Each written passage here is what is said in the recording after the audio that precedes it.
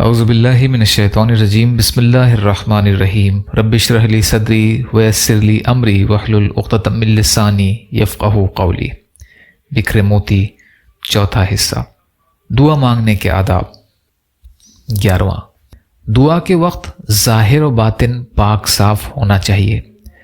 دعا مانگتے وقت ظاہری آداب، طہارت، پاکیزگی کا پورا خیال رکھیے اور دل کو بھی ناپاک جذبات، گندے خیالات اور بیہودہ معتقدات سے پاک رکھیے۔ قرآن میں ہے کہ بے شک اللہ کے محبوب بندے وہ ہیں جو بہت زیادہ توبہ کرتے ہیں اور نہایت پاک صاف رہتے ہیں، اور سورہ مدثر میں ہے اور اپنے رب کی کبریائی بیان کیجیے اور اپنے نفس کو پاک رکھیے۔ 12واں، پہلے اپنے لیے پھر دوسروں کے لیے دعا کیجیے۔ دوسروں کے لیے بھی دعا کیجیے لیکن ہمیشہ اپنی ذات سے شروع کیجیے۔ پہلے اپنے لیے مانگیے پھر دوسروں کے لیے۔ قرآن پاک میں حضرت ابراہیم علیہ السلام اور حضرت نوح علیہ السلام کی 2 دعائیں نقل کی گئی ہیں جن سے یہی سبق ملتا ہے۔ رب اجعلنی مقیم الصلاۃ ومن ذریتی ربنا وتقبل دعاء ربنا اغفر لی ولوالدی وللمؤمنین یوم یقوم الحساب۔ سورہ ابراہیم۔ ترجمہ: اے میرے رب، مجھے نماز قائم کرنے والا بنا اور میری اولاد کو بھی۔ پروردگار، میری دعا قبول فرما اور میرے والدین اور سارے مسلمانوں کو اس دن معاف فرما دے جب کہ حساب قائم ہوگا۔ رب اغفر لی ولوالدی ولمن دخل بیتی مؤمنا وللمؤمنین والمؤمنات۔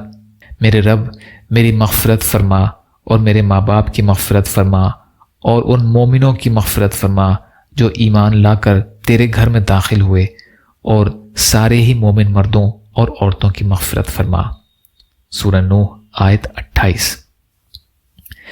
حضرت ابی بن کعب رضی اللہ عنہ فرماتے ہیں کہ نبی کریم صلی اللہ علیہ وسلم جب کسی شخص کا ذکر فرماتے تو اس کے لیے دعا کرتے اور دعا اپنی ذات سے شروع کرتے۔ ترمذی کی روایت ہے یہ۔ اس موضوع کا باقی حصہ انشاءاللہ کل کی ریکارڈنگ میں۔ یا اللہ ہم سب کو کہنے سننے سے زیادہ عمل کی توفیق عطا فرما۔ یا اللہ مظلوم فلسطینیوں، کشمیریوں، روہنگیا مسلمان اور مسلمان جہاں بھی پریشان حال ہیں، ظالموں کے ظلم کا شکار ہیں، ان کی بھرپور مدد فرمائیے۔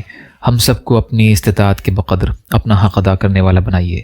یا اللہ اپنے حلال میں سے دیجیے، حرام سے بچائیے، اپنے غیر سے بے نیاز کر دیجیے۔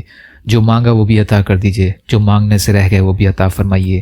اللہم لا تسلط علینا من لا یرحمنا ولا یخافک فینا، اللہم اجرنی فی مصیبتی واخلف لی خیرا منہا، ربنا تقبل منا انک انت السمیع العلیم برحمتک یا ارحم الراحمین، لا الہ الا اللہ محمد رسول اللہ۔ السلام علیکم۔